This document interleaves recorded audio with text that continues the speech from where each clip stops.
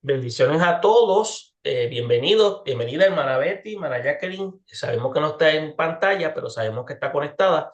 Vamos a estar trabajando el libro de Esther, y en el libro de Esther vamos a estar tocando este relato tan importante porque tiene una enseñanza que debe ser de interés para nosotros como iglesia.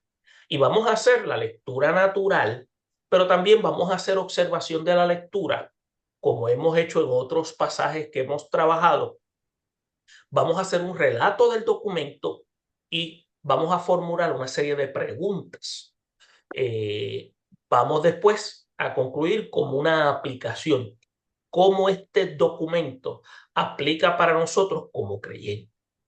El libro vamos a hacer lo que se llama una vista panorámica.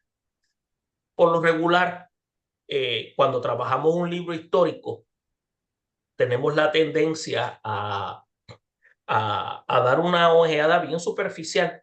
Prácticamente lo que tenemos es una hora. Vamos a tomar la porción de un pasaje y vamos a iniciar una lectura natural. Manabeti, ¿podría hacer la lectura del capítulo 9, versículos 1 al 2, por favor? Sí, cómo no. Por favor, gracias. La palabra de Dios dice así: en el mes de Udécimo, que es el mes de Adar, a los 13 días del mismo mes, cuando debía ser ejecutado el mandamiento del rey y su decreto, el mismo día en que los enemigos de los judíos esperaban enseñorearse de ellos, sucedió lo contrario, porque los judíos se enseñorearon de los que los aborrecían.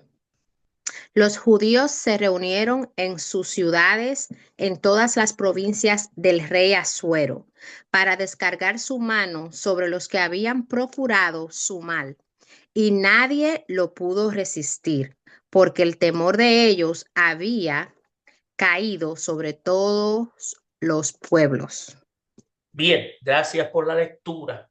Es importante porque a través de la lectura vamos a ver algo interesante.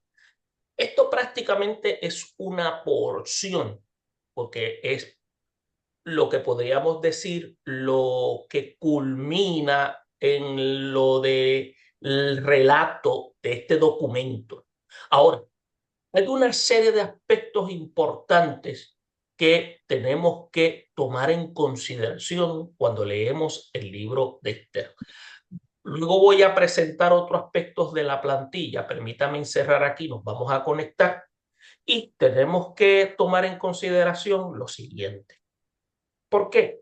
Porque en la lectura que acabamos de hacer, primeramente, antes de eso, tenemos que ver que el documento, el libro, no se sabe quién es el autor.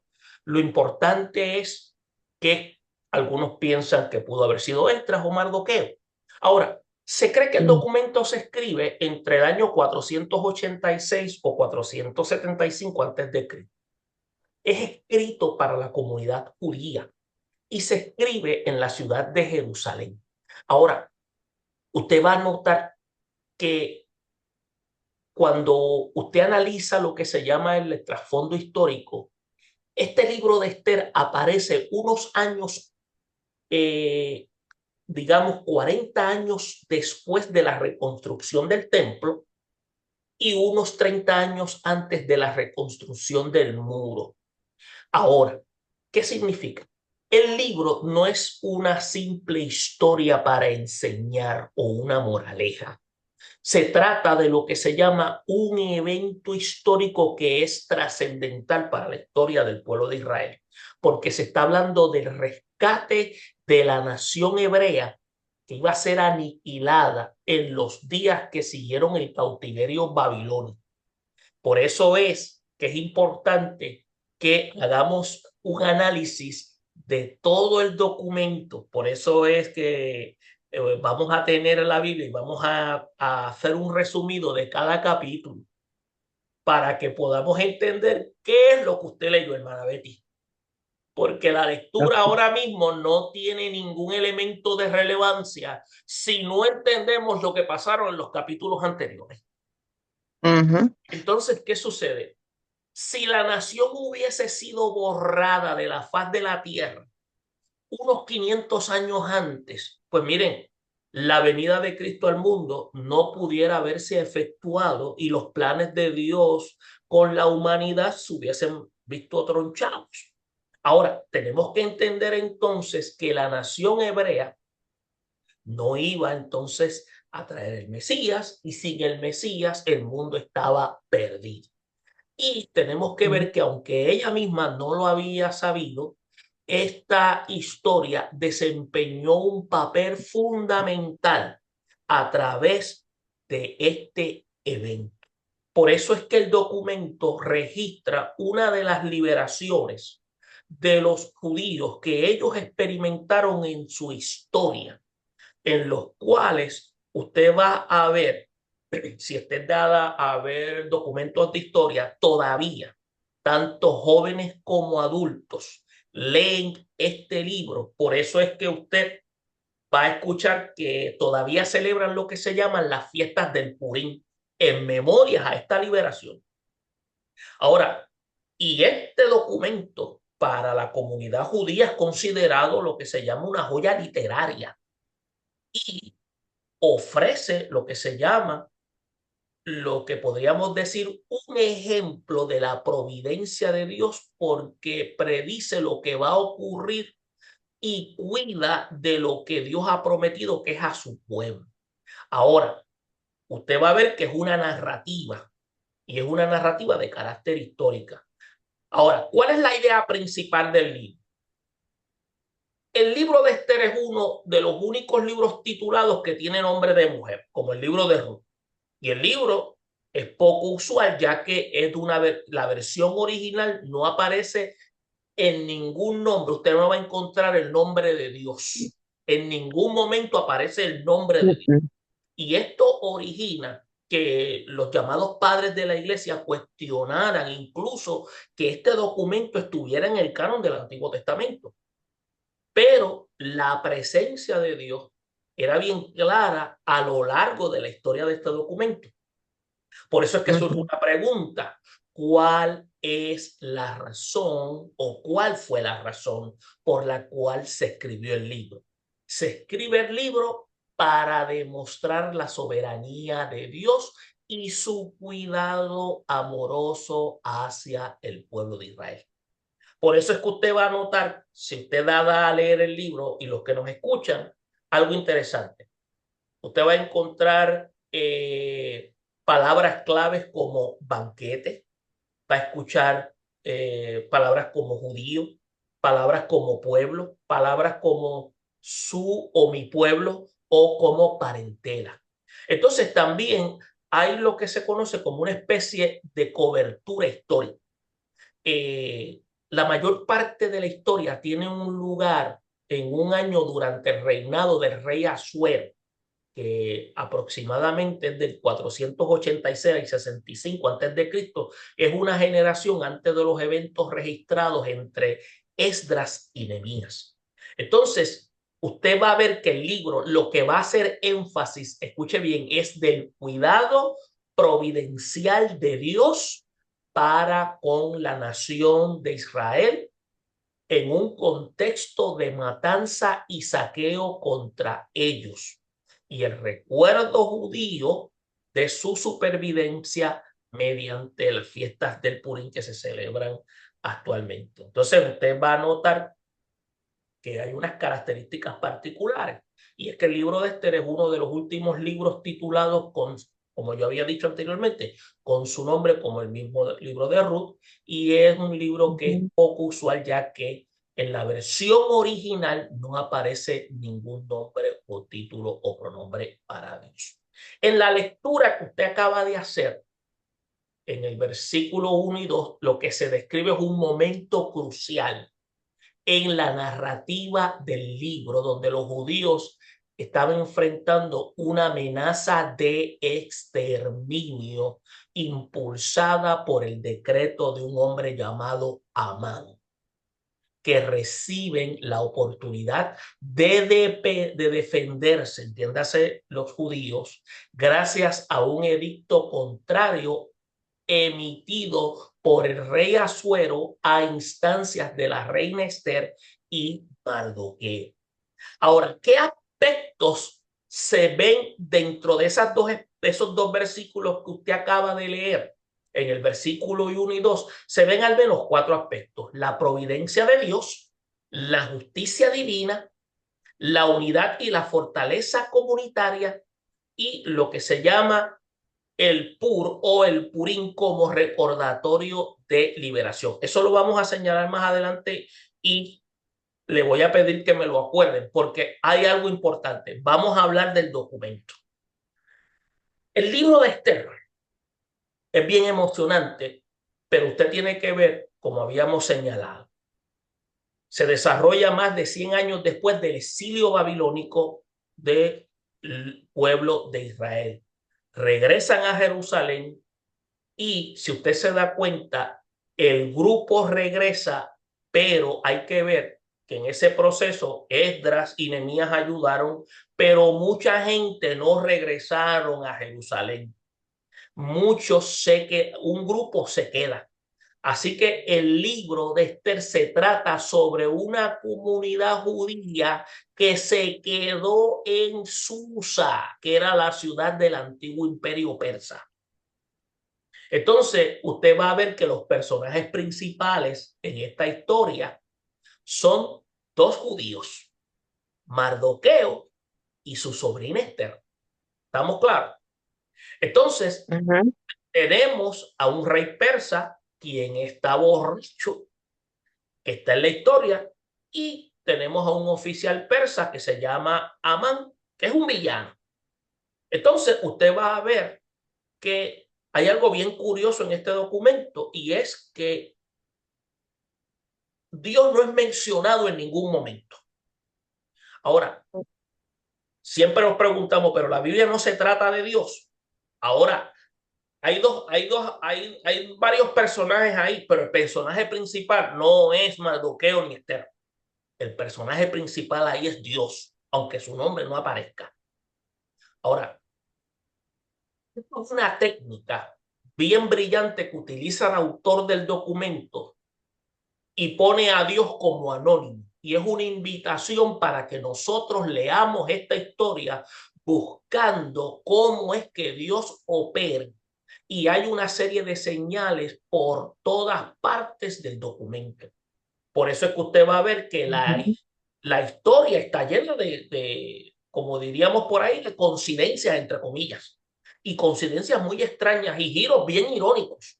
Y todo esto nos obliga a ver el propósito de Dios trabajando, pero detrás de una escena. Entonces, vamos a abogar más adentro y vamos poco a poco. Mira, el libro inicia con un rey persa organizando una fiesta de 6 meses y una semana, 187 días. Y todo era para mostrar su grandeza y esplendor. Y en el último día de la fiesta, del banquete, él está bien borracho y demanda que su esposa, la reina Basti, aparezca en la fiesta para él presumir de la belleza de su esposa. Pero la esposa se niega. Eso parece como un bochinche de barrio, ¿verdad? Y en su furia, de la borrachera, el rey repudia a su esposa y establece lo que se llama un decreto ridículo, diciendo que los hombres persas deben de ahora en adelante ser los amos de sus propias casas. Entonces, y luego él hace un concurso de belleza porque quiere encontrar una nueva reina. O sea, los concursos de belleza no son nuevos, eso ya estaba. Entonces, ¿qué pasa? Vemos aquí que esto es como una especie de telenovela, pero es interesante que en este asunto aparece Esther y aparece Mardoqueo. Y Esther oculta su identidad judía y entra al concurso de belleza y ella es la que gana. Y el rey se obsesiona con Esther, que la hace entonces la nueva reina de Persia. Entonces, después de esto, de manera providencial, resulta que Mardoqueo, estamos viendo en este proceso, que escucha que hay dos guardias que están conspirando para matar al rey. Y él, Mardoqueo, le dice a Esther, que es la nueva reina, que quieren matar al rey. Y Mardoqueo recibe el crédito por salvar la vida del rey. Entonces, desde el principio estamos viendo que Dios se está mencionando, pero estamos viendo providencia divina. Pero todo parece haber sido ordenado providencialmente. Ahora la pregunta es, ¿qué está tramando Dios? Entonces, para esto tenemos que seguir analizando. Entonces, después se nos presenta Amán, quien no es persa, escuche bien, es lo que se llama un agageo, que es un descendiente de los cananeos, como se habla en Samuel capítulo 15. Y el rey exalta a Amán en la posición más alta del rey y demanda que todos se arrodillen ante Amán. Entonces, Mardoqueo ve a Amán, pero se niega a arrodillarse. Usted sabe cómo eran los judíos. Los judíos, Sí. en su ley, ellos adoraban un solo Dios. Entonces, lo que por supuesto llena de ira a Amán es eso. Y cuando se entera de que Mardoqueo es judío, Amán convence al rey y de establecer un descabellado decreto para destruir a todas las personas. Escuche bien, a todas las personas. De destruir a todas las personas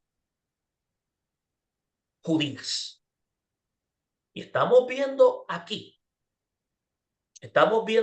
la intención de este hombre de querer entonces aniquilar a la comunidad judía que estaba ubicada en Susa. Entonces, estamos viendo algo interesante.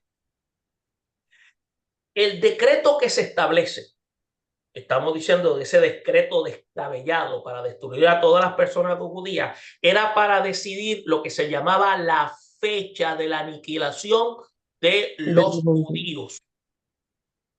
Que era, entonces, Amán echó suerte. En hebreo eso le llaman Pur. Recuerde este dato, Pur. Y recuerde, bien importante, ¿Pur o Pur. pur? ¿Cómo? Pur.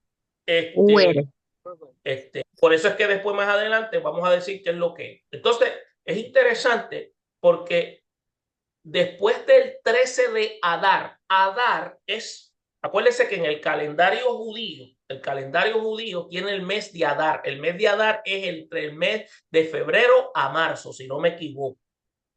Es el mes de febrero a marzo. Es donde se celebra actualmente lo que se llaman las fiestas del Purín. En el calendario judío, mire, tiene el mes Tisrei, el mes Hesban, el mes Kisle, el mes Tebet, el mes Shevat, el mes Adar, el mes Nisan, el mes Iyar, perdón, el mes Tamuz, el mes el mes Elul. Ahora, pero ese Me es quiero aprender esos nombres, tan interesantes, esos nombres de esos meses. Yo no soy judío.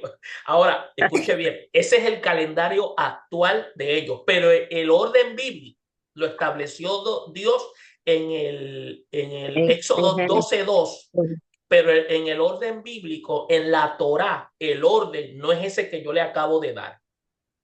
En el orden bíblico, Dios establece que el primer mes tiene que ser Nisan.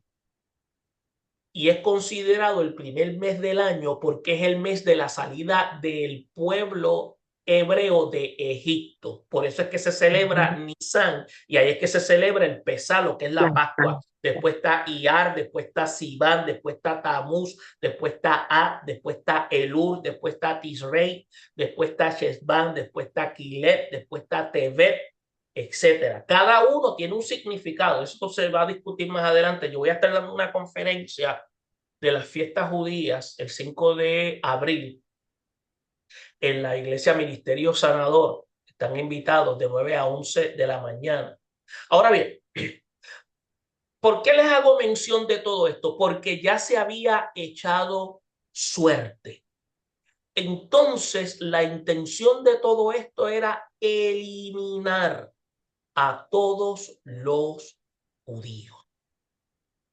Y estamos viendo entonces aquí que después que Amán y el rey tuvieron ese banquete en el que se sentaron a beber para celebrar esa horrible decisión, aquí ahora el enfoque está sobre Mardoqueo y Esther, quienes son la única esperanza para el pueblo judío. ¿Estamos claros? Entonces, ¿quiénes son la única esperanza? Ellos dos. Entonces, ellos planean que Esther revele su identidad judía al rey y le pida que revierta el decreto. Pero al dirigirse al rey sin ser requerido por él, es algo bastante serio. Y según la ley persa, una acción es una acción que al hacerla sin seguir las órdenes merece la muerte. Por eso es que en una declaración clave, Mardoqueo está seguro de que incluso si Esther se mantiene en silencio, la liberación de los judíos vendría de algún lugar u otro. Pero escuche bien, tenemos que observar que Mardoqueo se pregunta en voz alta, bueno, quién sabe, quizás fuiste hecha reina para Para este tiempo. tiempo, ¿se acuerda, hermana? ¿Es la que sí? Entonces, ¿qué pasa? Esther viene y responde con valentía y, dice, y se dispone, dice, a ir delante del rey con sus asombrosas palabras. Dice, si perezco, que perezca. ¿Se da cuenta? Entonces, ahí se ve esa actitud de valentía y vemos lo irónico del giro de todos los planes malvados de Amán. Y Esther recibe al rey Amán en un primer banquete. Ella hace un plan y le dice que quiere hacer una petición especial. Astuta. Entonces, una petición especial, escuche bien, a ambos. Vamos a ver aquí. Una petición especial. Entonces, en esa petición especial, ambos en el banquete, está Amán, sale del banquete completamente borracho y ve a Mardoqueo en la calle. Entonces, ¿qué pasa? Él se llena de ira y ordena que se ponga lo que se llama una horca con una estaca que se pusiera allí en el área para que Mardoqueo fuese colgado por la mañana. Y parece que las cosas no pueden ir bastante malas para los judíos y para Mardoqueo. Pero de repente la historia da un giro y sucede que esa noche el rey no puede dormir y hace que le lean las crónicas reales para tener una buena lectura en la cama y resulta que escucha acerca de cómo Mardoqueo le salvó la vida al rey. Usted sabe cuando los nenes no pueden dormir que le cuentan una historia. Eso fue lo que le pasó a él. Entonces, se le había olvidado completamente lo que él le había hecho. Y aquí, así que por la mañana, Amán entra para pedir la ejecución de Mardoqueo ante el rey y el rey le dice no, le ordena al rey a Amán que honre a Mardoqueo públicamente porque el rey dice que él lo había salvado. le había salvado su vida. Entonces estamos viendo que ahora Amán debe guiar a Mardoqueo alrededor de todo el pueblo, de toda la ciudad, en un caballo real, diciéndole a todos que lo honren. Y esto es un momento histórico que da un giro a través de esta narrativa. Entonces ahí es donde comienza lo que se llama la caída de Amán y el ascenso de Mardoqueo al poder. Entonces, miren lo que sucede. Al día siguiente viene la segunda fiesta. Y así que el rey y Amán llegan. Y Esther le informa al rey. Miren, primero que nada le dice, yo soy judía. Y segundo, dice que Amán había establecido un decreto para asesinar a ella y a Mardoqueo. Entonces, quien salvó su vida y para asesinar a todos los judíos. Le dijo, soy judía y este nos quiere matar a los dos. Entonces el rey, como había bebido mucho, así que cuando escucha estas noticias, se le desató una furia. Parece que cuando el tipo se daba los tragos se ponía violento. Entonces, ¿qué pasa? Él viene, ordena que Amán lo cuelgue en la misma horca y en la misma estaca donde iban a meter a Mardoqueo. Entonces, ahora bien, la manera en que acabó Amán fue irónica, fue una historia macabra, pero la ejecución de Amán no resolvió el problema. ¿Usted sabía eso? Porque en la cultura persa, cuando un rey establecía un decreto, los decretos no se podían ¿qué? Revocar. Entonces, ¿qué sucede? Usted tenía que entonces ¿qué? Resolver esa situación. El enfoque está ahora en Esther y Mardoqueo. Pueden quitar el micrófono porque estoy teniendo competencia aquí. Entonces, hay algo interesante aquí y es que el enfoque está ahora en Esther y Mardoqueo. Mientras hace un plan para revertir el decreto, ellos descubren que el rey no puede revocar el decreto que ya está establecido. Así que en lugar de revocar el rey encarga a Mardoqueo que elabore lo que se llama un contradecreto. ¿Estamos claros? Para deshacerlo. Exactamente. En el día asignado. O sea, tenían que esperar ese día y ahí hacer un contradecreto. Entonces, en ese momento, se supone que todos los judíos fueran asesinados y el día 13 de Adar se le ordena ahora a los judíos que se defendieran y destruyeran a cualquiera que quisieran conspirar por la vida de ellos. En ese momento, Mardoqueo y Esther y los judíos de todas partes organizan el banquete y fiestas para celebrar ahora este nuevo decreto. Y Mardoqueo es exaltado en el lugar junto al rey y eventualmente llega el día del decreto y los judíos triunfan sobre sus enemigos. Ahora, primero destruyen a la familia de Amán, que eran los que querían eliminar. Luego a todos los oficiales persas que se habían unido para el complot con Amán. Luego, si usted se da cuenta, ellos obtienen permiso para destruir a cualquiera que hubiese conspirado contra todo el reino. Y esto resulta en gozo y celebración. Usted se está dando cuenta de dónde es que viene la fiesta del Purim.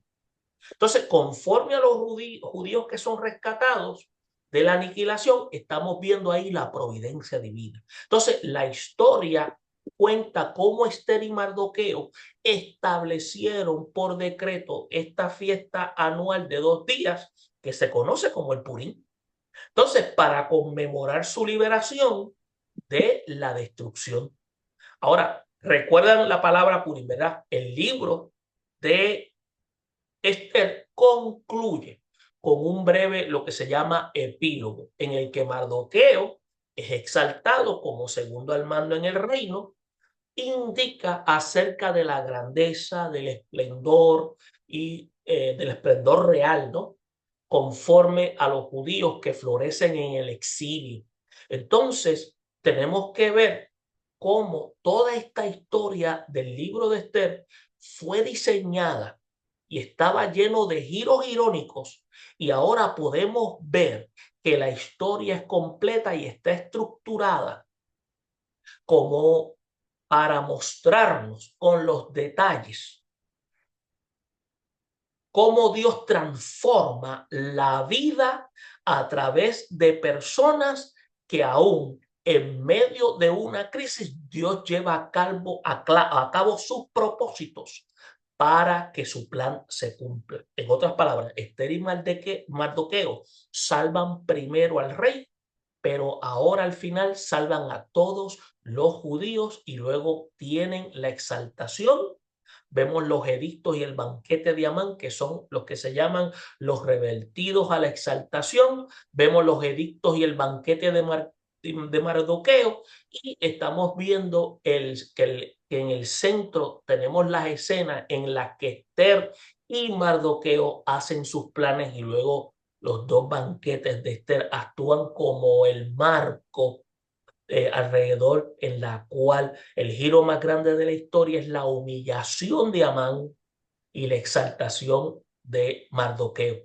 Y usted va a ver que estas características fascinantes de este documento es algo importante. Hay una ambigüedad moral de los personajes.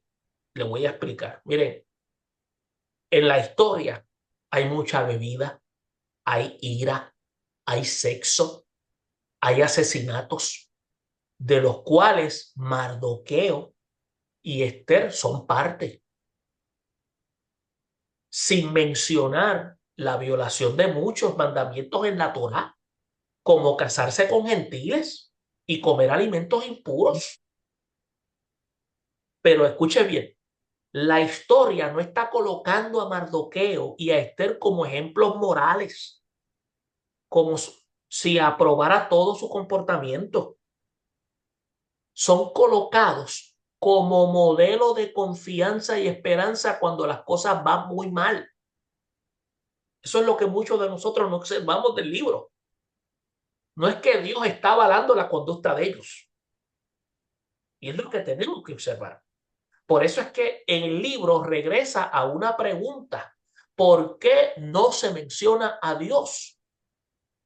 Parece ser que cuando parece que Dios está ausente, es cuando su pueblo está en el exilio, cuando son infieles a la Torá. Pero Dios no estaba ausente. Es que cuando el pueblo desobedece, pasa por los escarnios que pasa.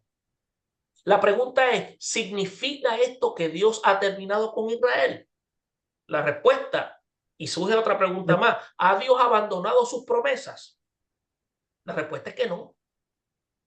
Lo que tenemos que ver es que Dios nos invita a ver que Dios puede trabajar, y que trabajar aún en medio del desorden, y que Él utiliza para cumplir sus propósitos la fidelidad de personas que han transigido moralmente. Por eso es que el libro de Esther nos pide que estemos dispuestos a confiar en la providencia de Dios, incluso cuando no lo veamos trabajando, y esperar en que no importa lo mal que se pongan las cosas, Dios está comprometido con la redención del mundo, y de eso estamos viendo cómo el documento está enfocado. Entonces, ahora vamos a ver lo que usted acaba de leer, porque hicimos lo que se llama una lectura panorámica. Hay un análisis panorámico de la historia, ¿verdad que sí? Digo, traté de hacer una lectura, un análisis panorámico de la historia, porque si no, no podíamos entenderla. Entonces, ¿por qué lo hacemos de esa manera? Lo hacemos de esa manera porque así podemos ver lo siguiente. Habíamos dicho, cuando usted hizo lectura, Ana Betty, usted habló sobre el versículo 1 y 2, y habíamos dicho que ahí se describe un momento crucial en la narrativa del libro de Esther, donde judíos estaban enfrentando una amenaza de exterminio impulsada por el decreto de Amán, y reciben la oportunidad de defenderse. gracias al edicto contrario emitido por el rey Asuero a instancias de la reina Esther y Mardoqueo. Pero yo le había dicho que habían 4 cosas. Estaba la providencia de Dios, estaba la justicia divina, estaba la unidad y fortaleza y estaba el Purín. Cuando decimos la providencia de Dios, aunque el libro no menciona a Dios de manera explícita, su mano providencial estaba en acción. Lo podríamos decir, la intervención total de la situación o la inversión total de la situación donde los enemigos de los judíos temen, en lugar de atacar, es una muestra de cómo Dios obra detrás de la escena para proteger a su pueblo. Eso es providencia. Entonces, cuando hablamos de justicia divina, la historia muestra cómo la arrogancia y el mal de Amán y sus seguidores son revertidos y los judíos, quienes eran vulnerables, son fortalecidos. Por eso es que este acto lo que hace es que refleja la justicia divina que pone en evidencia que el orgullo y la maldad conducen a la derrota. El otro aspecto que habíamos mencionado era la unidad y la fortaleza. El pasaje, los judíos se unen para defenderse, lo cual ilustra la importancia de la solidaridad y la cohesión comunitaria frente a la adversidad, que es algo que es frecuente, valorado dentro del marco de la teología bíblica. Cuando tenemos crisis y vemos personas en crisis dentro de la comunidad de fe, ¿qué Dios demanda de nosotros? Solidaridad, empatía. Y habíamos mencionado lo último, Purín. Aquí Purín no se está refiriendo simplemente al elemento como pensaba el judío como suerte, sino como un recordatorio de liberación. Por eso es que en Esther 9:1-2 es la base de la festividad judía del Purín. Teológicamente hablando, es una celebración de la liberación divina y la salvación de los judíos. Recordatorio de Dios, que Él no se olvida de su pueblo, incluso en tiempos oscuros. Por eso es que el texto, en el contexto teológico, se podría decir, es un recordatorio poderoso de la soberanía de Dios y la capacidad de Él para revertir las situaciones. ¿Te das cuenta? Dios transforma las circunstancias cuando nosotros las vemos que no están a nuestro favor. Amén. Yo quería mostrarles algo aquí a ustedes. Permítanme un momentito. A ver si tengo la... Ok, déjenme ver si tengo el acceso. Ok, mírenlo aquí. Yo le había enseñado la plantilla, ¿verdad? Ven esto. Vamos a ver. Contestamos esa pregunta: ¿cómo encaja el pasaje con la historia de Israel? ¿De qué manera el pasaje contribuye en comprensión a la historia de la redención? Si hay alguna evidencia de sincretismo, hay alguna enseñanza moral definida explícitamente,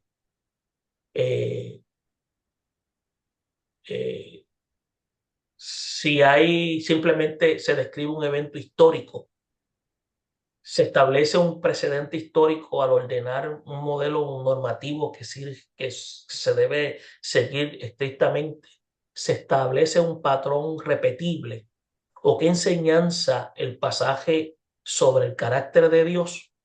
Pues déjeme decirle, vamos a ver cómo podríamos entonces analizar dentro de eso que acabamos de ver, porque fíjese, Esas son preguntas cuando se trabaja un documento histórico.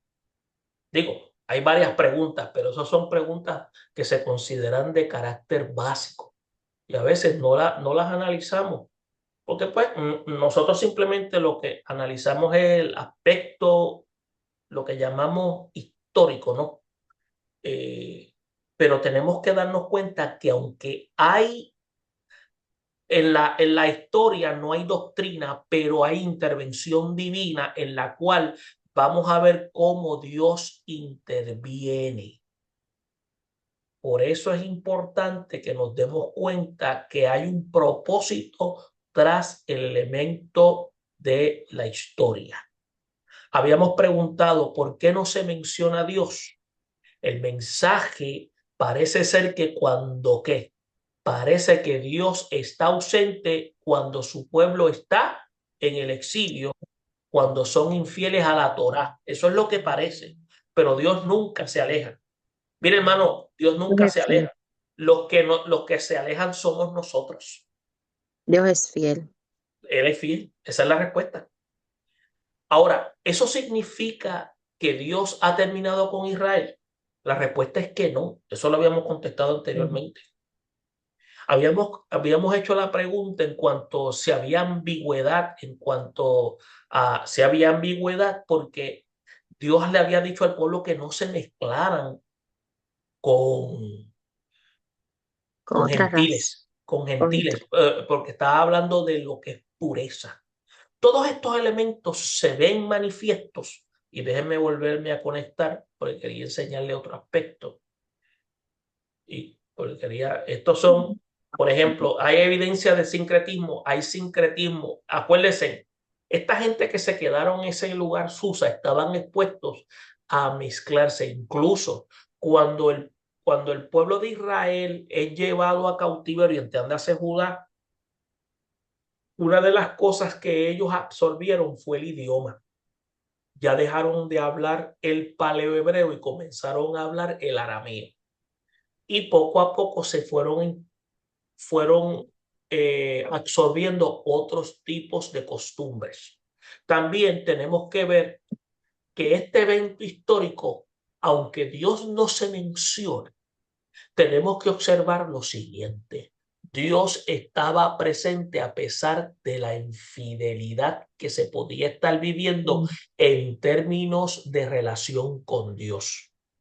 Ahora, se establece un patrón repetible, habíamos dicho que no, pero tenemos que ver que el pueblo de Israel tenía la costumbre de estar cayendo en un círculo de volver a caer en un círculo vicioso,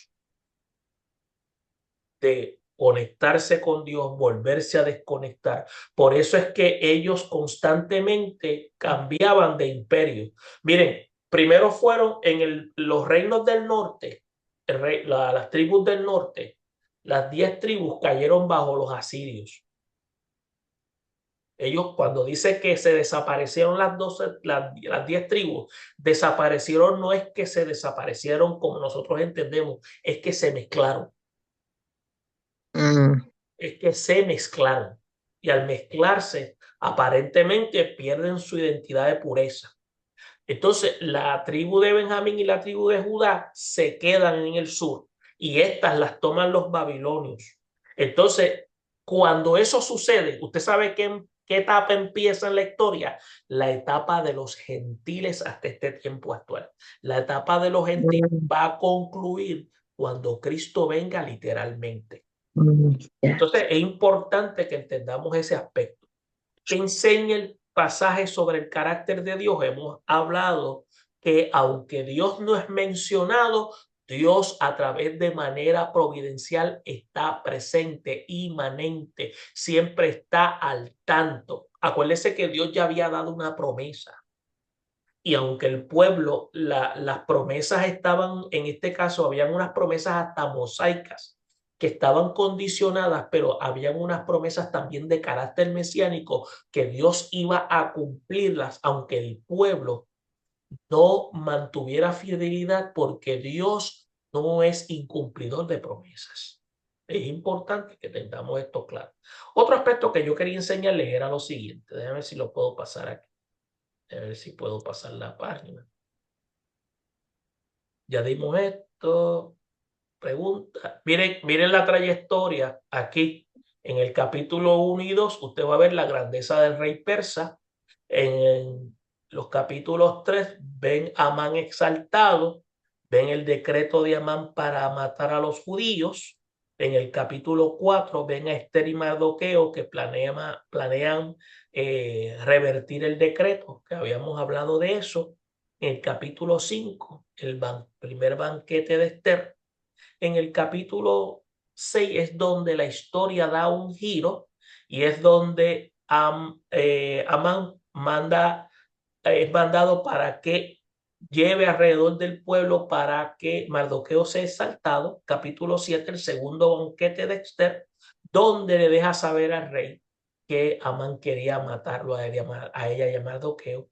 Capítulo 8 es donde Mardoqueo planea revertir el decreto para que se defiendan el decreto de Mardoqueo para salvar a los judíos. En la otra parte del capítulo 8, Mardoqueo es exaltado y estamos viendo aquí en el capítulo 9 y 10, lo que leímos la porción del 9, la grandeza de Mardoqueo. Y una serie de datos curiosos es que Dios nunca es mencionado en el documento. Hay una invitación a buscar la actividad de Dios y hay una serie de coincidencias y giros irónicos dentro del documento. Ambigüedad moral, yo le había mencionado esto, hay mucha bebida, hay mucho sexo, hay asesinatos, hay violación. Esto Dios no lo aprueba, pero Dios estaba llevando a cabo su propósito aun cuando la gente no era fiel. Entonces, a pesar del exilio, la ausencia de Dios y la transigencia moral de Israel, Dios no ha abandonado sus promesas. Y así es como podríamos decir que el documento es claro cuando Dios entonces lleva a cabo su propósito. Y espero que hayan podido captar algo. Es una historia bastante amplia, pero a la misma vez la narrativa tiene un contenido extraordinario que nos ayuda a nosotros a poder entender que a pesar de las circunstancias, Dios se mantiene fiel, aún dentro de la infidelidad de muchos, dentro de lo que Dios ha establecido como regla a seguir. Dios siempre se mantiene fiel para llevar a cabo su propósito. Y en este caso, aquí vemos cómo Mardoqueo y Esther actúan con valentía y pueden salvar, porque es Dios a través de ellos la promesa para que hoy nosotros tuviéramos parte de esa bendición, porque si llegan a ser exterminados, el propósito de Dios no se cumple. Algunos dirían, adiós, pero habían otra gente en el exilio, que ya habían salido de ese lugar y estaban en Jerusalén. Pero el plan de Dios era que ellos no murieran, porque si no, también iban a exterminar a todos los judíos que estaban en Jerusalén. Porque eso era lo que quería Amán, eliminarlos a todos. Acuérdense, en el momento en que Israel es tomada por los babilonios, la primera vez Israel desapareció. Israel volvió a ser nación en mayo del 1948, en nuestro tiempo, siglo XX. O sea, ellos estaban antes de la era cristiana, ya ellos estaban sin tierra. Ellos estaban deambulando por todo el oriente. Y usted sabe por qué surge el judaísmo. El judaísmo surge como una respuesta a que no tenían tierra, no tenían templo y no tenían rey. Y ellos se agarran a esos tres pilares y a la Torá. Se agarran a estos pilares para no perder su identidad. Se agarran a la Torá, se agarran a las promesas y se agarran a la esperanza de retornar a Jerusalén. Y ahí es que nace el judaísmo. Muchos de nosotros no sabíamos eso. Cuando usted estudia la ciencia bíblica, se da cuenta que el judaísmo surge como consecuencia a la pérdida de rey, a la pérdida de su tierra y a la pérdida de su identidad. pero ellos, por no perder todo eso, se abrazan de nuevo a las promesas que Dios le había dado. Y surge lo que se conoce como el judaísmo. Eso es algo, eso es más profundo. ¿Te das cuenta? Bueno, esperamos que esta información haya sido de ayuda y a la misma vez Ay, pueda muy ser, bueno. ya quedan 3 minutos. Tratamos de cubrir, tratamos de ir al pasado en cuestión de Media hora. 60 minutos. Pero es bastante información, pero a la misma vez es información que nos ayuda a nosotros. ¿En qué nos ayuda la historia? Nos ayuda a nosotros a ver cómo Dios se introduce en la historia para llevar a cabo sus propósitos. Ujú. La única manera que podemos conocer a Dios es introduciéndonos en la escritura para ver cómo Dios, a través de los libros que fueron plasmados como canon del libro sagrado, nos muestran quién es Dios, cómo Él se comporta y cuáles son los parámetros de su conducta. Es la única manera. Las nuevas revelaciones que escuchamos hoy, lo que la gente siente, eso no es lo que Dios quiere que nosotros le demos la prioridad. La prioridad está en la escritura. En la escritura Dios ha dejado plasmado quién es Él, cómo se comporta. Muchas Ujú. personas están buscando lo novel, lo que la gente dice que vieron, lo que ellos soñaron. Eso no es la prioridad. La prioridad es la palabra de Dios. Y cuando vemos la palabra de Dios, nuestra fe se fortalece, nuestra relación con Dios se solidifica. Y eso es lo que Ujú. nosotros a estar firmes en el Señor y a no ser víctimas de falsas enseñanzas. Amén. Ha sido un placer. Mara Jacqueline, ya vamos a concluir.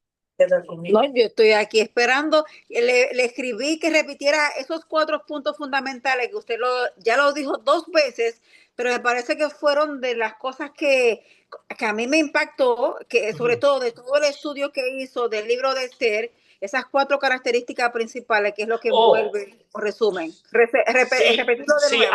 habíamos mencionado dentro del documento, usted se refiere a la lectura que hizo hermana Betty, que habíamos hecho mención de, de 4 aspectos importantes que tiene, es la providencia divina, Ajá, Ujú. el otro aspecto es la justicia divina, el ajá, otro aspecto viene siendo la unidad y Y fortaleza, fortalecer.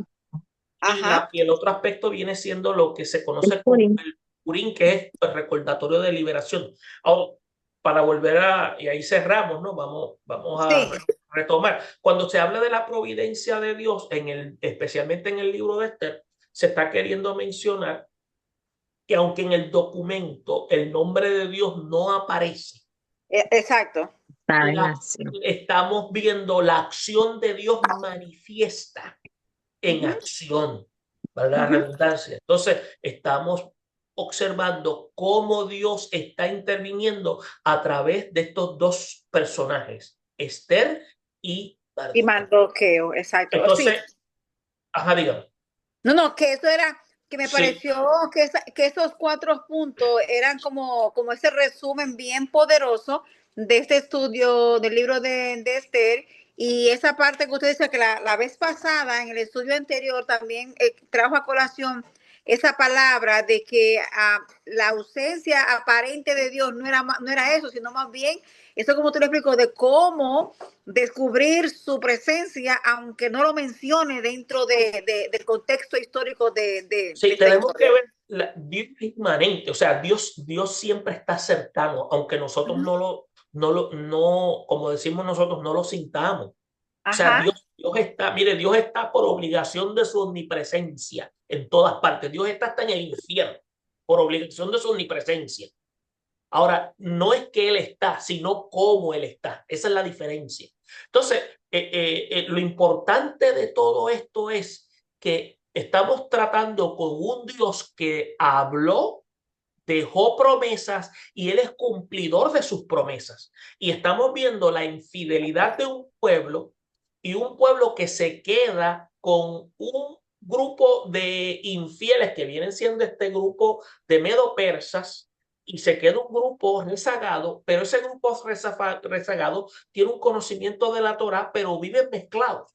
Pero Dios muestra su amor providencial y estamos viendo a Mardoqueo y estamos viendo a Esther y cómo Dios los preserva, aún ellos viviendo en un estilo de vida que no era el apropiado, pero Dios los preserva. Por eso es que estamos viendo lo que en una de las partes de estos versículos 1 y 2 es la justicia divina, que es como a pesar de aspectos como la arrogancia del mal de Amán y sus seguidores, y cómo los judíos son revertidos a que les hicieran daño, viene Dios, se manifiesta de tal manera que ese mal que iba a caer sobre los judíos se revierte contra los enemigos del pueblo de Israel en este caso y cae sobre los enemigos. Entonces, esto refleja la justicia divina que pone en evidencia el orgullo y la maldad que conducen a la derrota.